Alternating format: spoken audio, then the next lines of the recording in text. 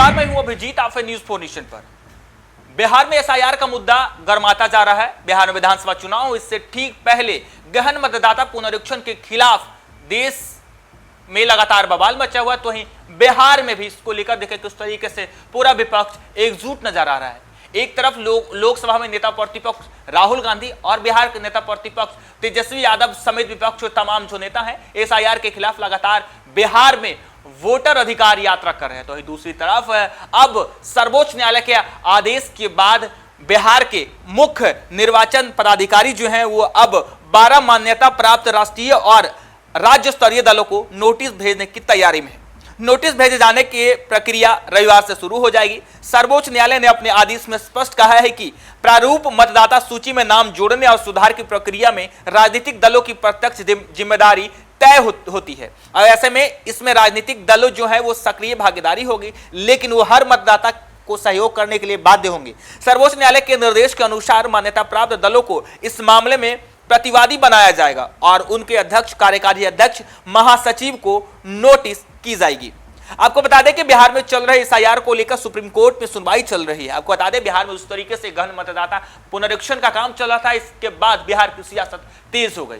लगातार एसआईआर के खिलाफ विपक्ष बिहार में आवाज बुलंद कर रहा है। बिहार में इस साल विधानसभा के चुनाव होने हैं। आने वाले कुछ महीनों में बिहार में विधानसभा चुनाव का ऐलान भी हो जाएगा और इससे ठीक पहले गहन मतदाता पुनरीक्षण का काम चल रहा है। इसके खिलाफ लगातार विपक्ष एकजुट है और विपक्ष का कहना है कि सरकार गलत तरीके से चुनाव से ठीक पहले बिहार में गहन मतदाता पुनरीक्षण का काम करवा रही है। तो ही लगातार विपक्ष का यह आरोप है कि बिहार में वोट चोरी का काम हो रहा है, गलत तरीके से लोगों का वोटर लिस्ट से नाम काटे जा रहे हैं और इसकी सुनवाई सुप्रीम कोर्ट में चल रही है। और देखिए किस तरीके से अब सर्वोच्च न्यायालय के आदेश के बाद बिहार के मुख्य निर्वाचन पदाधिकारी अब 12 राज्य स्तरीय और राष्ट्रीय स्तर की जो पार्टी है उसको नोटिस भेजा जाएगा। कहा जा रहा है कि रविवार से यह प्रक्रिया शुरू हो गई है और अब इन 12 दलों को जो है नोटिस बिहार के मुख्य निर्वाचन पदाधिकारी भेजेंगे। आपको बता दें 12 राजनीतिक दलों के अध्यक्ष और महासचिव को 8 सितंबर को होने वाली सुनवाई में पेश होना होगा। इस दौरान सभी दलों को स्टेटस रिपोर्ट फाइल करके यह भी बताना होगा कि अपने बूथ लेवल पर एजेंट के जरिए कितने मतदाताओं की आपने मदद पहुंचाई, क्योंकि कहा यह जा रहा था कि जिस तरीके से अब एसआईआर का काम चल रहा था तब राजनीतिक दलों के लिए कहा यह गया कि इनके जो बूथ लेवल के एजेंट होंगे उन मतदाताओं को सहयोग करेंगे, उन वोटरों का सहयोग करेंगे जिनका नाम वोटर लिस्ट से कट गया है और ऐसे में उनका नाम जुड़वाने के लिए इन तमाम राजनीतिक दलों के जो बूथ लेवल के एजेंट थे उन्हें जिम्मेवारी दी गई थी। और ऐसे में अब कहा यह जा रहा है कि जो राजनीतिक दल है उनके महासचिव होंगे, उन्हें सितंबर होने वाली अगले सुनवाई में उन्हें पेश होना होगा।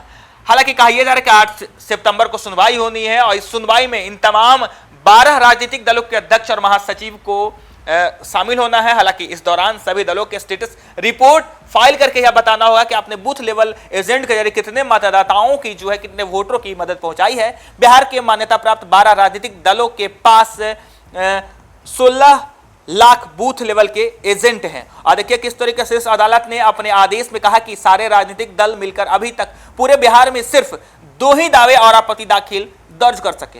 हालांकि कोर्ट ने अपने आदेश में यह बात का जिक्र किया है कि राजनीतिक दल जिन्होंने याचिका दाखिल की है उनके बूथ लेवल एजेंट को आपत्ति दाखिल करने से रोका जा रहा है। सुप्रीम कोर्ट ने बिहार के सभी 16 लाख बूथ लेवल एजेंटों को यह आदेश दिया है कि वे लोग जो उन 65 लाख लोगों की सूची में शामिल हैं जिनके नाम गलत से ड्राफ्ट रोल में से छूट गया है वो उनकी हर संभव मदद करें। यह वो मतदाता हैं जो मृत नहीं हैं और बिहार छोड़कर कहीं नहीं गए हैं। आपको बता दें कि बिहार में मतदाता सूची पुनरीक्षण को लेकर अगली सुनवाई 8 सितंबर को होनी है और देखिए किस तरीके से जिस तरीके से बिहार में एसआईआर को लेकर लगातार घमासान मचा हुआ है, एसआईआर को लेकर लगातार बिहार की सियासत तेज हो गई। तो दूसरी तरफ अब सर्वोच्च न्यायालय में यानी सुप्रीम कोर्ट में 8 सितंबर को एसआईआर पर सुनवाई होनी है और इससे बिहार के जो तमाम 12 राजनीतिक दल हैं इनके अध्यक्ष और महासचिव को 8 सितंबर को सुनवाई में शामिल होना है। हालांकि कहा यह जा रहा है कि जिस तरीके से बिहार में 16 लाख बूथ हैं और इन बूथों पर इन 12 राजनीतिक दलों के जो एजेंट थे, बूथ लेवल के एजेंट थे,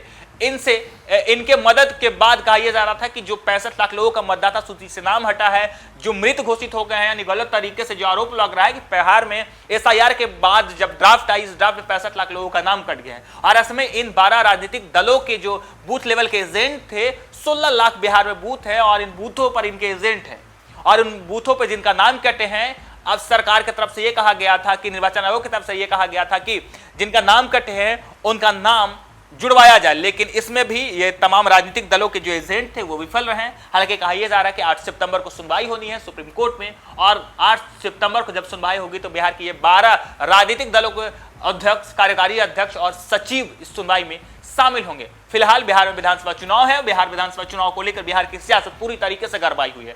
लगातार चुनावी वायदे किए जा रहे हैं, तो दूसरी तरफ विपक्ष लगातार एसआईआर को मुद्दा बनाकर देखिए बिहार में किस तरीके से यात्रा कर, लगातार बिहार में पूरा विपक्ष एकजुट है। वोटर अधिकार यात्रा के तहत बिहार में यात्रा कर रहे, विपक्ष कर रहे हैं, तो दूसरी तरफ बिहार के वोटरों से संवाद स्थापित कर रही है। फिलहाल के लिए इतना ही। आप देखते रहिए न्यूज़ 4 नेशन।